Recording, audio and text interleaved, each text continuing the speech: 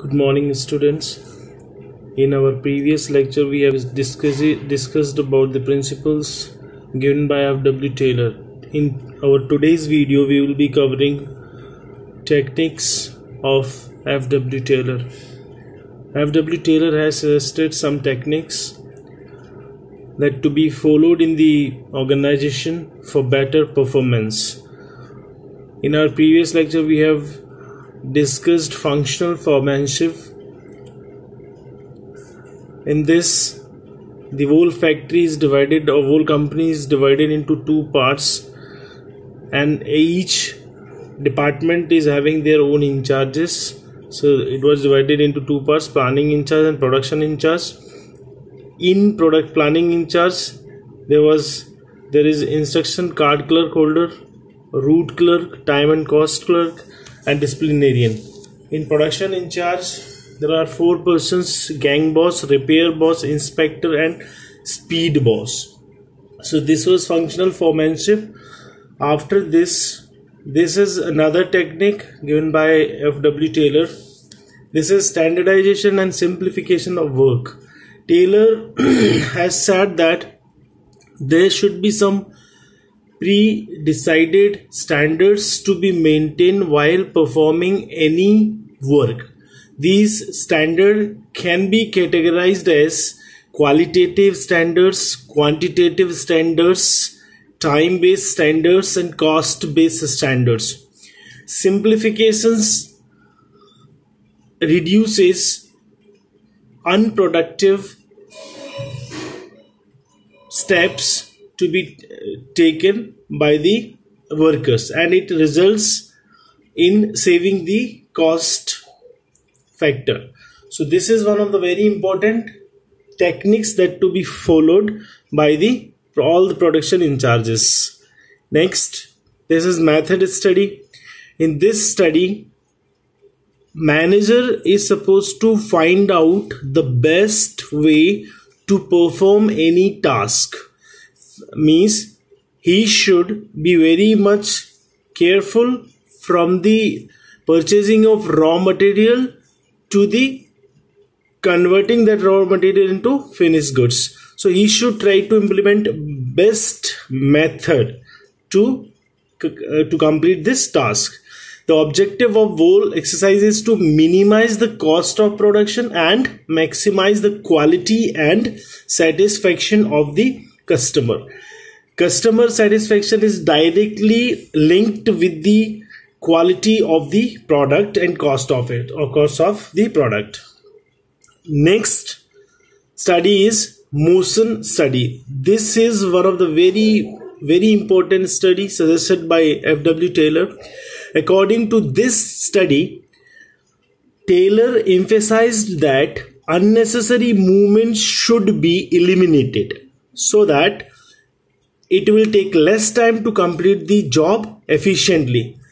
See, there are various unnecessary movements that may take place while the workers are performing or doing their task. So this is the main focus of a manager, or it should be the main focus of a manager, to eliminate the unnecessary motions of those workers so that they will be feeling well. He used stopwatches and time measuring devices for this purpose.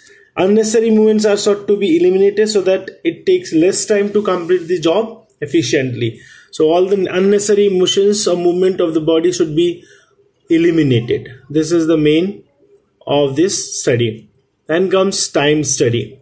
It determines the standard time taken to perform a well-defined job. The objective of time study is to determine the number of workers to be employed and determine labor cost. According to time study, a manager has to focus on deciding the average time to be taken by all the workers. He should not decide the time according to his own opinion. Next study is fatigue study. This is very important study. Once again, a person is bound to feel tired physically and mentally if she or he does not rest while working. It is well-known phenomena that no worker can perform continuously for long hours. I mean, no man can perform for 8 hours continuously. The rest intervals will help one to regain stamina and work again with the same capacity. So F.W. Taylor suggested that there should be rest intervals given to the workers for their increase in efficiency and effectiveness. This will result in increased productivity. It seeks to determine the almost and frequency of rest intervals in completing the task.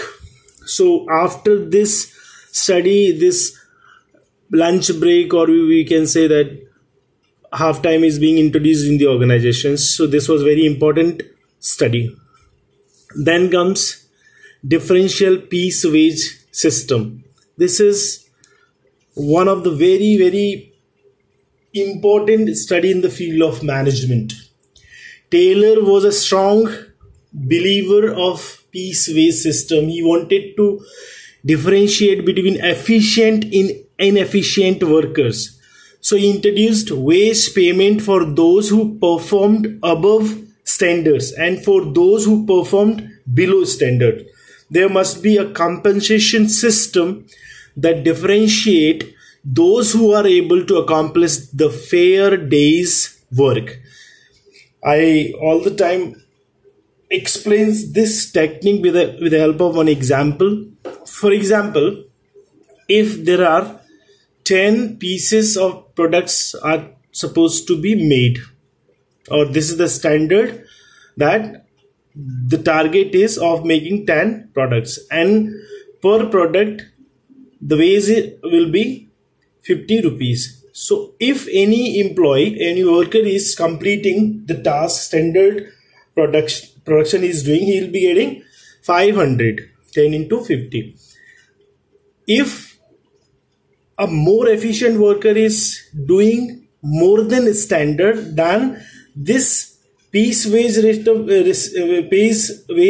increase from 50 to 60. Means if he is performing 12 production, if he is making 12 pieces of product, then he will not be getting 12 into 50, he will be getting 12 into 60, 720. And if an average worker who is performing below than standard, means he is not performing, he is not producing 10 units, he is producing 8 units, then he will be getting 8 into 40, not 8 into 50. So this is differential piece wage system, and this can be a main source or main reason behind the motivation for both the workers. So here, this was the very important technique suggested by the Taylor. So these were the techniques given by F.W. Taylor's, and this comes under scientific management. So the scientific management consists of two things: principles and techniques. Both the things we have covered. In our next lecture, we will be moving to chapter 4, that is planning. It is a very important chapter. So I hope you'll go through with the notes that are visible to you, and I hope that all the students will study it and try to make your own notes. And you all are having your books. Go through with the case studies that are there in your books. Thank you.